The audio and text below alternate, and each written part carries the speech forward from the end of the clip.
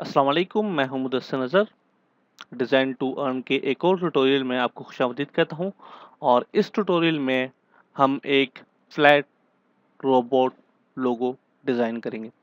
आप देख सकते हैं मेरे पास यहाँ पे एक लोगो मौजूद है, जिसके अंदर जो है वो उनका जो करैक्टर है, जो रोबो वर्ड का करैक्टर है, वो बहुत ही ज़्यादा इस लोगो के अंदर हाईलाइट किया गया है। बेसिकली ये एक फ्लैट लोगो है जो कि हम अपने एक क्लाइंट के लिए डिज़ाइन करने जा रहे हैं। और उस क्लाइंट ने हमें कहा है कि मेरा जो लोगो है वो फ्लैट स्टाइल में होना चाहिए। ओके, फ्लैट कलर्स इस्तेमाल होने चाहिए, नो ग्रेडियंट। ओके, और जो उसका करैक्टर है उसको हाईलाइट करना है। तो सपोज़ ये जो रोबोट है वो उसका करैक्टर है, और नीचे जो उसका नाम है वो है रोबो वर्ल्ड। ओके, अब हमने इसको एक सर्कल के लिए बंद कर दिया है, क्योंकि उसकी जो वेबसाइट की यूआई है वो सर्कल और रेडियस काफ़ी सारा उसके अंदर यूज़ हुआ हुआ है। तो हम भी अपने लोगो के अंदर एक सर्कल ड्रॉ करेंगे और उसको एक आउटलाइन दे देंगे। इस लोगो की ख़ास बात ये है कि इसके अंदर जो है वो मैंने सिर्फ 3 टूल्स का इस्तेमाल किया है। ओके, वो 3 टूल्स क्या हैं? एक तो है शेप टूल। ओके, इसके अंदर मुख्तलिफ रेक्टेंगुलर और सर्कल शेप टूल्स का इस्तेमाल हुआ है। ओके, और उसके बाद इसके अंदर जो ग्रेडिएंट यूज़ हुआ है वो आप देख सकते हैं यहाँ पे, जो ये नट बोल्ट्स हैं इसके, जो इसकी जो लेग्स हैं और इसकी जो ऊपर एक जो हेड है उसके अंदर हमने नट बोल्ट्स का इस्तेमाल किया है। और उसके अंदर मैंने जो है वो ग्रेडिएंट लगाया है। ओके, और नीचे जो है मैंने टेक्स्ट टूल का इस्तेमाल किया है। तो ज़ाहिर है टेक्स्ट टूल भी एक टूल है। तो ये जो 3 टूल हैं, हमने इन 3 टूल से काम करके हमने ये लोगो डिज़ाइन किया है। तो चलिए मैं आपको बताता हूँ कि ये लोगो हमने किस तरीके से डिज़ाइन किया है और किस तरीके से हम ये इफ़ेक्ट जो है वो, ये जो लुक है वो अचीव कर सकते हैं। अच्छा, एक और चीज़ मैं यहाँ पे डिस्कस करता चलूँ, हो सकता है व्हाइल वर्किंग ऑन दिस लोगो आप जो है वो नोट करें कि मेरा फ़ोटोशॉप जो है आगे फ़ोटोशॉप से थोड़ा-सा डिफरेंट है। बेसिकली मैंने कुछ दिन पहले ही अपना एडोबी फ़ोटोशॉप अपडेट किया है, और ये मेरे पास है एडोबी फ़ोटोशॉप सीसी 2015। ओके, ये जो है वो लेटेस्ट वर्ज़न है, तो इसके अंदर कुछ जो है फंक्शनैलिटीज़ न्यू हैं और उनको हम बाद में डिस्कस करेंगे। मैं कोशिश करूँगा कि मैं आप लोगों के साथ इसका जो लिंक है वो शेयर कर लूँ, ताकि आप इसको डाउनलोड करके अपने पास इंस्टॉल कर लें। ओके, मैं यहाँ पे जाके एक न्यू फ़ाइल क्रिएट करूँगा। ओके, और मैंने एक आप देख सकते हैं न्यू फ़ाइल क्रिएट की है, और मैं इसको थोड़ा-सा जो है वो क्रॉप करके फुल स्क्रीन पे ले आऊँगा, ताकि ये जो है वो सही दिखे। ओके, अब मैं यहाँ पे जो है वो अपना जो येलो कलर है वो मैंने यहाँ पे ड्रॉ कर लिया है। लेकिन उससे पहले मैं यहाँ पे इस लोगो को क्रॉप करूँगा। मैं इसको यहाँ से कॉपी मर्ज करूँगा और यहाँ पे लाके पेस्ट करूँगा और उसको छोटा कर दूँगा, और यहाँ पे मैं इसको रख दूँगा, ताकि मेरे पास यहाँ पे एग्ज़ाम्पल जो है वो मौजूद रहे और मैं कोई ऐसी गलती ना करूँ, कोई ऐसी चीज़ मिस ना करूँ जो हम उस लोगो में बना चुके हैं। सबसे पहला काम, मैं एक न्यू लेयर क्रिएट करूँगा। ओके, और यहाँ से जाके मैं सेलेक्ट करूँगा रेक्टेंगुलर टूल। अब मैं यहाँ पे अपने कीबोर्ड में से शिफ्ट का बटन प्रेस करूँगा। ओके, और एक हॉरिज़ॉन्टली एक शेप क्रिएट करूँगा, जिसकी जो विड्थ है वो मैं रखता हूँ 800 पीएक्स। ओके, और इसकी जो हाइट है वो मैं रखता हूँ 200 पीएक्स। जैसा कि मैंने आपको पहले बताया है कि हो सकता है कुछ चीज़ें ऐसी हों जो आपके फ़ोटोशॉप के अंदर ना हों। अगर आप एडोबी फ़ोटोशॉप CS6 या उससे पुराना वर्ज़न इस्तेमाल कर रहे हैं, तो आपके पास ये जो प्रॉपर्टीज़ मेरे सामने यहाँ पे पॉप अप होके आई हैं, लाइव शेप प्रॉपर्टीज़, ये आपके पास अवेलेबल नहीं होंगी। अगर आपके पास ये अवेलेबल नहीं है, तो आप अपनी शेप की विड्थ और हाइट कैसे डिफ़ाइन करेंगे? शेप क्रिएट करने के बाद अपने कीबोर्ड में से प्रेस करेंगे Ctrl+T। जैसे ही Ctrl+T आप प्रेस करेंगे, आपके पास ऊपर जो टूल्स ऑप्शन बार है, यहाँ पे आपके पास विड्थ और हाइट आ जाएगी। लेकिन ये आप देख सकते हैं कि परसेंटेजेस में आ रही है। आप यहाँ पे राइट क्लिक करेंगे और उसको पिक्सेल्स में कन्वर्ट कर देंगे। अब जो भी आप विड्थ यहाँ पे रखना चाहें, आप रख सकते हैं। जैसे कि मैंने यहाँ पे रखी है 800, हाइट 200। तो मेरे पास वही विड्थ वहाँ पे शो हो रही है, और मैं यही विड्थ अपने इस शेप के ऊपर चाहता हूँ। तो मैं अपने कीबोर्ड में से प्रेस करूँगा एंटर का बटन और इसे कन्फर्म कर दूँगा। इन सारी चीज़ों के अंदर हम बाद में जाएँगे, तो मैं फ़िलहाल इसको यहाँ से हटा देता हूँ। ओके, और मैं इसके ऊपर डबल क्लिक करके शेप के ऊपर यहाँ से हमारा जो ब्लू कलर है, जिसका कोड है 005380। ओके, ये मैं कलर सेलेक्ट कर लेता हूँ। और उसके बाद मैं यहाँ पे इन दोनों लेयर्स को सिलेक्ट करने के बाद अपने जो टूल्स ऑप्शन है यहाँ से इसको मैं सेंट्रलाइज कर दूंगा, ताकि ये जो शेप है वो मेरे पेज के सेंटर में रहे, ताकि मैं आसानी से काम कर सकूं। अब आप देख सकते हैं कि इसका जो हेड है वो हम क्रिएट करने जा रहे हैं। मैं यहाँ पे दोबारा एक न्यू लेयर बनाऊंगा। ओके, और यहाँ से राइट क्लिक करके मैं इलिप्स टूल सेलेक्ट करूंगा, ताकि मैं एक राउंड शेप क्रिएट कर सकूं। ओके, मैं यहाँ पे एक शेप ड्रॉ करूंगा जो कि लगभग इससे ये जो हमारी शेप है उसकी जो विड्थ है वो 50 px ही कम होगी। आप देख सकते हैं मैंने किस तरीके से जितना स्पेस इसके अंदर छोड़ा है, आप भी उतना ही स्पेस इसके अंदर छोड़ दीजिएगा। ओके, तो मैं इसको यहाँ पे ड्रॉ करता हूँ। अब देख सकते हैं हमारी जो शेप है उसका आधा हिस्सा जो है वो छुप गया है, क्योंकि उसके ऊपर हमने एक सर्कल ड्रॉ कर लिया है जो जो कि कलर से फिल्ड है। तो सबसे पहला काम मैं ये करूँगा, मैं यहाँ से लाइव प्रॉपर्टीज को हटा देता हूँ, ताकि जो आपके पास फीचर्स हैं मैं उन्हीं के साथ काम करूँ। अब देख सकते हैं मेरे पास यहाँ पे फिल ऑप्शन है। मैं यहाँ पे जाके कलर को डिसेबल करूँगा, क्योंकि मुझे यहाँ पे फिल कलर नहीं चाहिए। ओके, मैं यहाँ पे स्ट्रोक पे क्लिक करूँगा और यहाँ से जो कलर है वो मैं सेलेक्ट कर लूँगा। अब देखते हैं मेरे पास यहाँ पे रिसेंटली यूज कलर्स आ रहे हैं, हो सकता है आपके पास भी आ रहे हों। अगर नहीं आ रहे तो वही कलर आप इसके ऊपर अप्लाई कर दें जो आपने रेक्टेंगल के ऊपर अप्लाई किया है। अब मैं यहाँ से इसकी वैल्यू जो है बढ़ा दूंगा। मैं इसको कर देता हूँ 25। 25 काफ़ी कम है, तो मैं इसको बढ़ा के 50 कर देता हूँ। ओके, 50 जो वैल्यू है वो मेरे लिए सूटेबल है। तो अब मैं यहाँ से इसको फाइनल करता हूँ। लेकिन आप देख सकते हैं ये निचला जो हिस्सा है वो भी यहाँ पे डिस्प्ले हो रहा है, हालांकि हमें ये हिस्सा नहीं चाहिए। तो मैं काम ये करूंगा, मैं इस लेयर के ऊपर लेयर मास्क क्रिएट करूंगा। ओके, बिल्कुल नीचे आपके पास लेयर मास्क आता है, जब आप इसके ऊपर क्लिक करेंगे तो यहाँ पे लेयर मास्क इस लेयर के साथ अटैच हो जाएगा।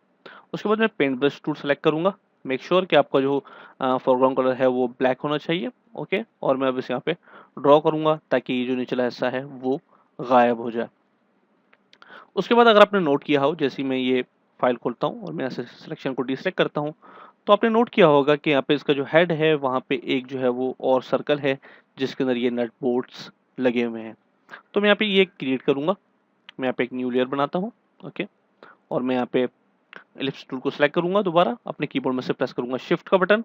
ओके, और स्पेस का बटन प्रेस करके मैं इसकी जो पोजीशन है वो सिलेक्ट करूंगा। मेक श्योर कि ये जो विथ है हमारे पास, हमारा जो हेड है जो हमने क्रिएट किया है, इसकी जो स्ट्रोक विथ है वो इस विथ से कम होनी चाहिए, जो कि हम सर्कल बनाने जा रहे हैं। ये सर्कल जो है वो उससे थोड़ा सा बड़ा होगा। ओके, इसका कलर जो है वेल येलो है, तो मैं इसका कलर वही कर देता हूँ जो हमारे पास यहाँ पे मौजूद है। ओके, ब्लू कलर जो हम यूज कर रहे हैं अपने शेप में। और अब मैं यहाँ पे अपने कीबोर्ड में से प्रेस करूंगा अल्ट का बटन। जैसे ही मैं अल्ट का बटन प्रेस करूंगा, आपने नोट किया होगा कि मेरा जो कर्सर है वो चेंज हो गया है। ओके, अब अपने माउस में से मैं क्लिक करूंगा और शिफ्ट का बटन होल्ड करके मैं इसको मूव करूंगा। पोजीशन है शेप की वो मैं यहाँ पे लाके इसको सेट कर दूंगा। अब आप देख सकते हैं मेरा जो दूसरा जो शेप है, जो कि दूसरा मैंने यहाँ पे कॉपी बनाई है ये वाली, इसकी जो सर्कल है वो यहाँ से ज़्यादा शो हो रहा है, हालांकि यहाँ पे कम है और इस तरफ जो है वो ज़्यादा है। तो मैं अपने कीबोर्ड में से जो एरो बटन्स हैं, left right up down bottom, इनको मूव करूंगा थोड़ा सा। ओके, और मैं इसको वही लुक दूंगा जो मेरी इस शेप के ऊपर है। ओके, अब मैं इन सबको सिलेक्ट करूंगा, ये जो 3 लेयर्स जो मैंने क्रिएट की हैं, और मैं यहाँ पे राइट क्लिक करूंगा और उनको कन्वर्ट टू स्मार्ट ऑब्जेक्ट कर दूंगा। ओके, इससे होगा क्या कि ये तमाम जितनी भी शेप्स हैं वो तो हमारे पास सेव रहेंगी, लेकिन मेरे पास एक अलग से एक सिंपल लेयर बन जाएगी जिसको मैं जब भी चाहूँ एडिट कर सकता हूँ। अगर मुझे अपनी इस शेप का जो स्ट्रोक है वो कम करना है, तो मैं यहाँ पे इसके ऊपर डबल क्लिक करूंगा। ओके, इसको सिलेक्ट करूंगा और यहाँ से जाने के बाद मैं इसकी जो विड्थ है उसको कम कर सकता हूँ। अब मैं इसको सेव करूंगा। जैसे ही मैं इसको सेव करूंगा वो इफेक्ट यहाँ पे डायरेक्टली अप्लाई हो जाएगा। ओके, और अब हम बनाने चाहते हैं जो नट बोल्ट्स हमने यहाँ पे इस्तेमाल किए हैं। आई नो मुझे पता नहीं है कि मैं ये नट बोल्ट्स का जो वर्ड है वो सही इस्तेमाल कर रहा हूँ कि नहीं, लेकिन मेरे ज़हन में कोई ऐसा वर्ड नहीं आ रहा जिसको मैं इस्तेमाल कर सकूँ। ओके, तो मैं यहाँ पे जो है वो पॉलीगोनल शेप का इस्तेमाल करूँगा। मैं इसको सेलेक्ट करूँगा और यहाँ से इसको ड्रॉ कर दूंगा। मेक श्योर कि आपका जो शेप है वो कम होना चाहिए। ओके, मैं यहाँ पे इसको सेट करूँगा। ओके, और अब मैं इसके ऊपर राइट क्लिक करूँगा, ब्लेंडिंग ऑप्शन में जाऊँगा और यहाँ पे जाने के बाद मैं यहाँ पे ग्रेडियंट ओवरले का इस्तेमाल करूँगा। जैसे कि मैंने बताया था कि हमारा जो फ़ोटोशॉप है वो हो सकता है आपको कुछ डिफरेंट नज़र आए, तो इन सारी चीज़ों को फ़िलहाल इग्नोर करें। इनकी तरफ हम बाद में एक कंप्लीट डिटेल ट्यूटोरियल बनाएँगे जिसके अंदर हम ये सारी चीज़ें डिस्कस करेंगे। ओके, ग्रेडियंट जो है वो मैं फ़िलहाल यहाँ पे, क्योंकि मैं जो लुक है वो इसको एक मेटल का देना चाहता हूँ, सिल्वर मेटल, क्योंकि नट बोल्ट जो है वो मेटल के होते हैं, तो सिल्वर मेटल मैं इसको लुक देना चाह रहा हूँ।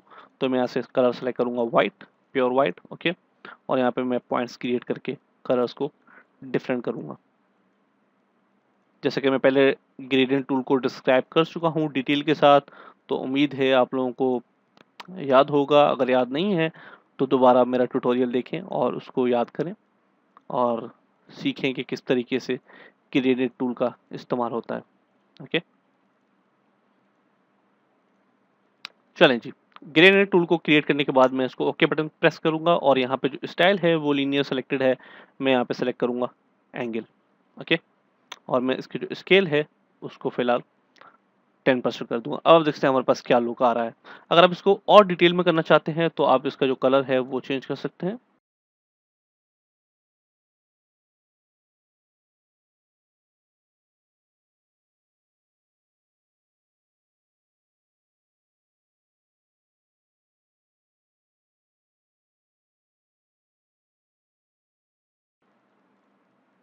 चलें जी।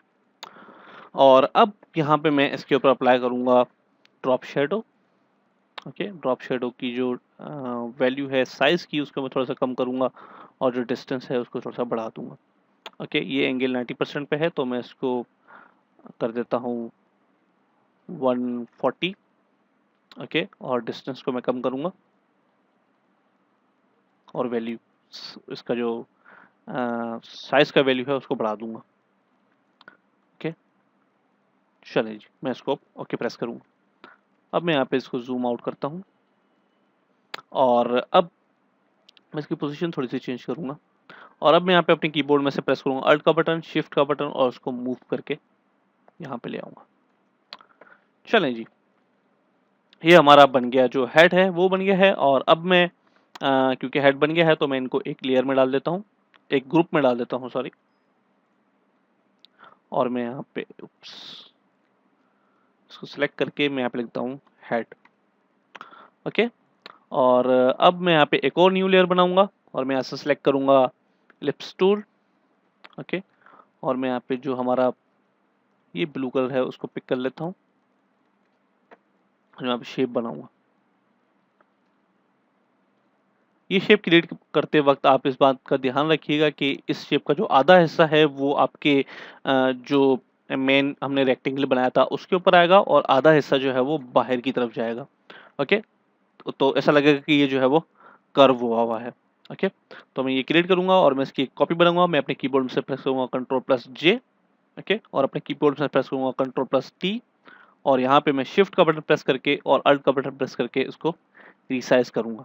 अगर आपको ये शॉर्टकट्स जो है वो समझ में नहीं आते तो आप कोशिश किया करें कि वीडियो को बार-बार देखें। ओके, जब आप वीडियो को बार-बार देखेंगे तो आपको समझ में आएगा कि मैं किन की शॉर्टकट्स का इस्तेमाल कर रहा हूँ और उनसे क्या हो रहा है। ओके, क्योंकि ये सारे जितने भी मैं शॉर्टकट्स इस्तेमाल कर रहा हूँ ये सारे मैं पहले डिस्क्राइब कर चुका हूँ। अगर आप लोगों को समझ में नहीं आते तो आप जो बेसिक वीडियोज़ हैं जो मैंने बनाई हैं उनको दोबारा देखिए। चलें जी, ये आप देख सकते हैं एक जो है वो पाइप सा लुक हमारे पास आ गया है और अब मैं इन दोनों को सेलेक्ट करूंगा और एक ग्रुप में डालूंगा कॉर्नर्स। ओके, मैं इसकी कॉपी बनाता हूँ और इसको यहाँ पे ऐसे मूव करता हूँ और अब इससे हमारे पास परफेक्ट जो है वो एक पाइप सा लुक इसके ऊपर आ गया है। क्योंकि हम ग्रेडियंट इस्तेमाल नहीं कर रहे, अगर हम ग्रेडियंट इस्तेमाल करते तो ये और ज़्यादा अच्छा लगता, लेकिन फिलहाल हम अ, गुजारा करेंगे फ्लैट कलर के साथ ही क्योंकि क्लाइंट की रिक्वायरमेंट ये है। ओके, अब मैं एक न्यू लेयर बनाऊंगा और उसके बाद मैं अपने टूल्स में से सेलेक्ट करूंगा रेक्टेंगल टूल। ओके, और यहाँ पे मैं एक जो है वो रेक्टेंगल ड्रॉ करूंगा। अब यहाँ पे जो है मैं आप लोगों को बताता हूँ कि किस तरीके से मेरा फोटोशॉप जो है वो डिफरेंट है।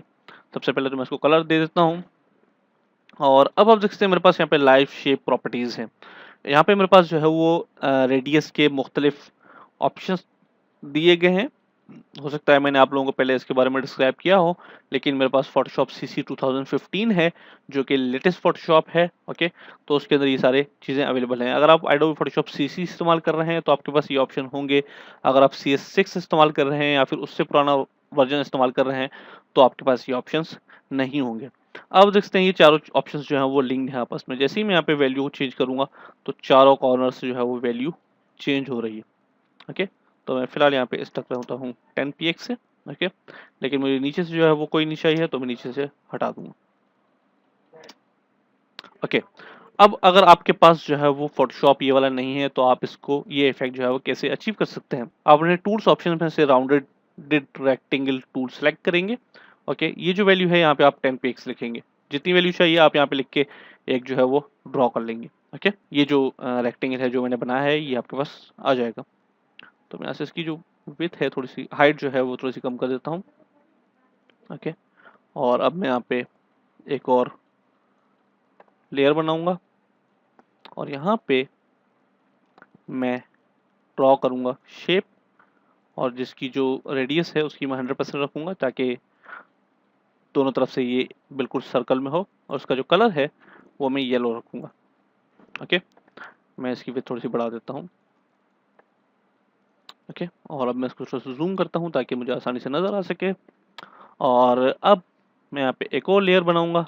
आप देखते हैं सिर्फ जो है मैं काम कर रहा हूँ शेप्स के साथ। शेप्स और कलर्स का हम इस्तेमाल कर रहे हैं भरपूर यहाँ पे।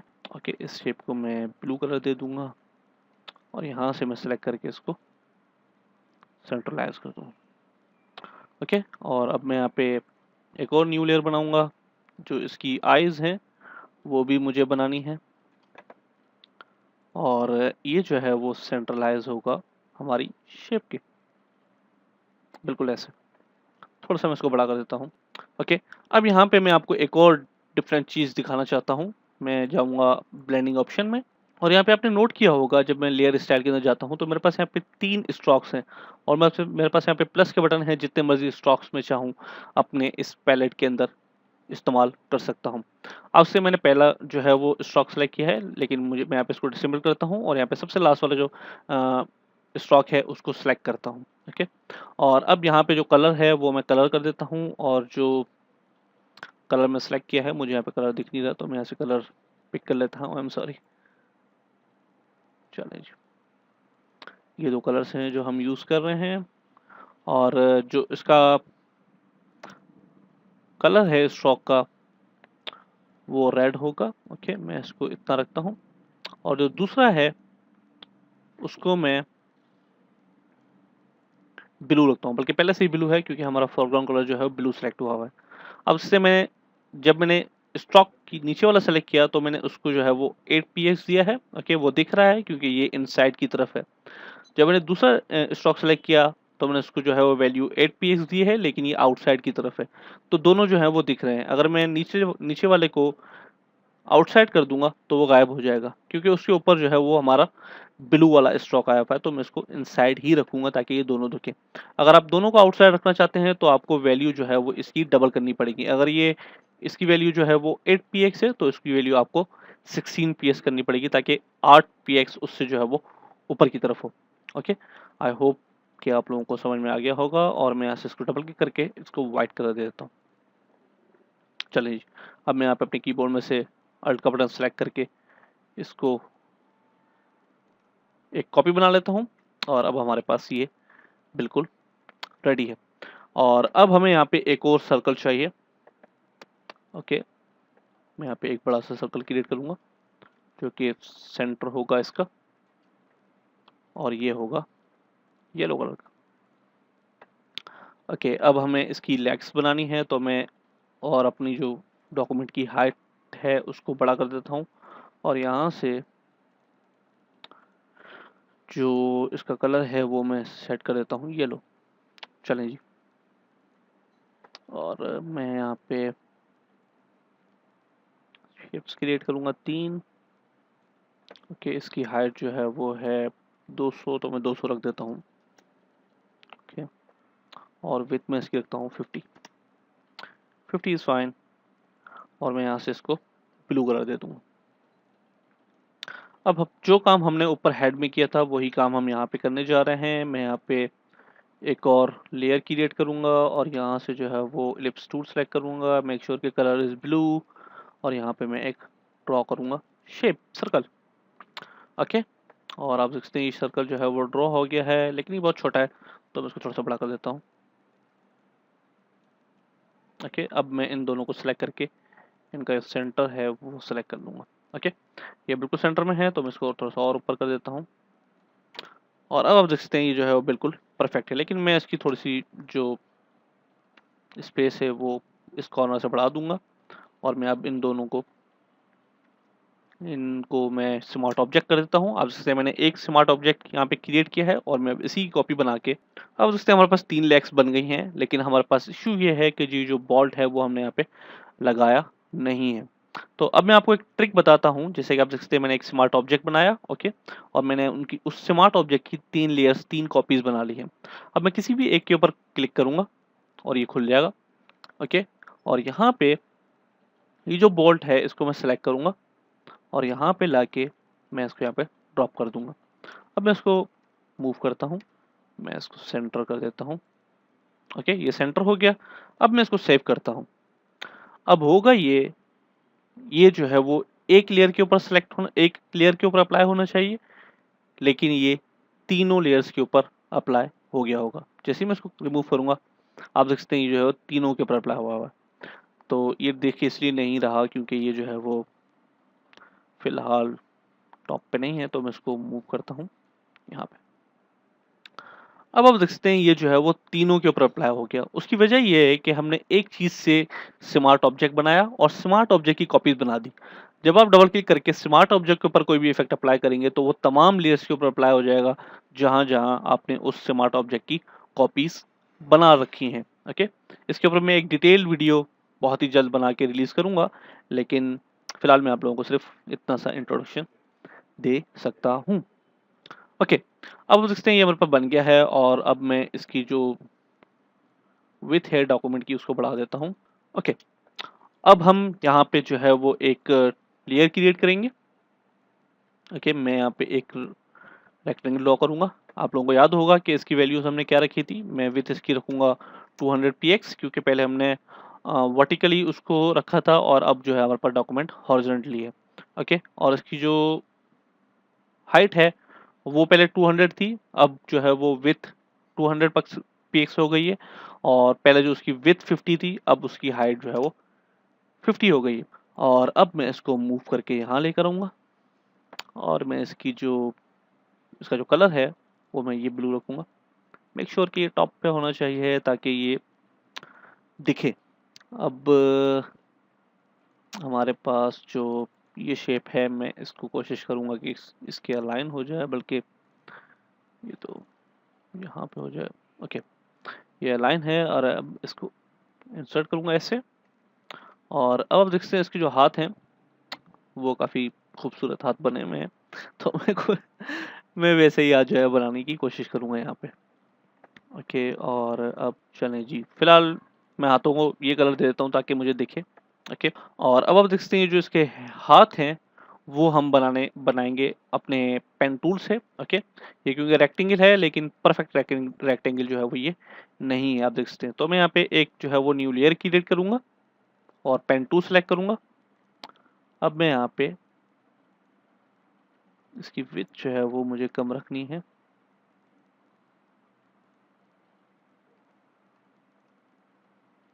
ओके, और मैं अपने कीबोर्ड में से प्रेस करूँगा Ctrl+T, और ये जो एंकर पॉइंट आप देख रहे हैं इसको मैं अपने कीबोर्ड से अल्ट प्रेस करके इसको मूव करूँगा यहाँ पे, और अब मैं इसको रोटेट करूँगा। ओके, एंटर प्रेस करूँगा। अब मैं अपने कीबोर्ड में से प्रेस करूँगा Ctrl+Shift+Alt, और अपने कीबोर्ड में इसके जो टी का बटन है उसको प्रेस करूँगा 2 मरतबा, और अब जैसे हमारे पास यहाँ पे इसकी कॉपीज बन गई हैं और हमारे पास एक परफेक्ट हैंड जो है वो बन गया है। ओके, और मैं अब इसको रोटेट करूँगा यहाँ पे लाके इसको सेट करूँ। चलिए मैं इसको थोड़ा क्लोज कर देता हूँ सर्कल के, और थोड़ा सा छोटा भी कर देता हूँ। अब मैं इसको एक ग्रुप में डाल देता हूँ और इसका नाम रखता हूँ हैंड। फिर मैं ग्रुप की कॉपी बनाऊंगा, इसको जो है वो Ctrl+T करूंगा और यहाँ से राइट क्लिक करके फ्लिप हॉरिजॉन्टल करके इसको यहाँ से इसे मूव कर दूंगा। और अब आप देख सकते हैं हमारा जो रोबोट है वो बिल्कुल रेडी है रन अप के लिए। ओके, और अब मैं एक शेप ड्रॉ करूंगा रेक्टेंगल से। सॉरी, बल्कि हम जो है हैंड का जो कलर है उसको हम येलो ही रखते हैं, क्योंकि हम जब इसको चेंज करेंगे सर्कल में लाएंगे तब इसका जो कलर है वो दिखेगा, क्योंकि अभी हमारे पास बैकग्राउंड जो है वो सेम है, इसलिए हमें कलर जो है वो नहीं दिख रहा। ओके, तो फिलहाल अब इसको इग्नोर करें और अपने कीबोर्ड में से प्रेस करूंगा मैं टी का बटन, ताकि हमारा टेक्स्ट टूल एक्टिव हो जाए। और अब यहाँ पे लिखूंगा रोबो वर्ल्ड, और इसका जो कलर है वो मैं रखता हूँ ब्लू। ओके, और अब मैं इसको यहाँ से स्लाइडली ऐसे करूँगा। अब करूँगा मैं इसको स्लाइटली, और यहाँ से जो रेक्टेंगल हमने बनाया है उसकी जो विड्थ है वो मैं कम कर देता हूँ, और मैं इसको विड्थ को जो है वो इसके साथ अलाइन करूँगा, और यहाँ पे मैं इसको बड़ा करूँगा ताकि ये आर के साथ अलाइन हो जाए। बिल्कुल बिल्कुल अलाइन हो गया है, लेकिन हमारे पास यहाँ पे ओ का जो टॉप है वो दिख रहा है, तो हम यहाँ पे इसको मैं मास्क करता हूँ और यहाँ से मैं इसको हाइड कर दूंगा। चलें जी, हमारे पास लोगो हमारा रेडी है और मैं इसको ग्रुप में डालता हूँ। और अब मैं यहाँ पे एक सर्कल ड्रॉ करूँगा। मैं फिलहाल ग्रुप को हाइड करता हूँ। मैं पहले एक सर्कल ड्रॉ करता हूँ। ओके, इसका जो कलर है वो होगा जो ये हमारे पास स्लाइटली जो येलो कलर है वो है। ओके, इसकी मैं कॉपी बनाऊंगा और Ctrl+J प्रेस करूंगा। अब जो नीचे वाला लेयर है उसको सेलेक्ट करके मैं थोड़ा सा बड़ा कर दूंगा। ओके, अब मैं यहाँ पे दोबारा शेप टूल सेलेक्ट करता हूँ और यहाँ से फिल को जाके मैं डिसेंबल करता हूँ और मैं स्ट्रोक इसके ऊपर दे देता हूँ यही कलर जो हमने इस्तेमाल किया है। ओके, और इसकी जो वैल्यू है वो मैं कर देता हूँ 10, और यहाँ पे जाके मैं ये वाला ऑप्शन सेलेक्ट कर देता हूँ ताकि हमारे पास एक जो है वो लाइन एक वो आ जाए। और अब मैं हमारे रोबो को स्मार्ट ऑब्जेक्ट में कन्वर्ट कर दूंगा ताकि इसके ऊपर कोई इफेक्ट ना पड़े। ओके, जैसे ही हम डबल क्लिक करें तो हमारे पास यहाँ पे जो ओरिजिनल कंडीशन में रोबो है हमारा वो आ जाए। ओके, अब मैं इसको अलाइन कर दूंगा और ये है हमारे पास हमारा जो लोगो है रोबो वो हमारे पास रेडी है। तो दुआ में याद रखिएगा, मिलेंगे इंशाल्लाह अगले वीडियो में। अल्लाह हाफिज़।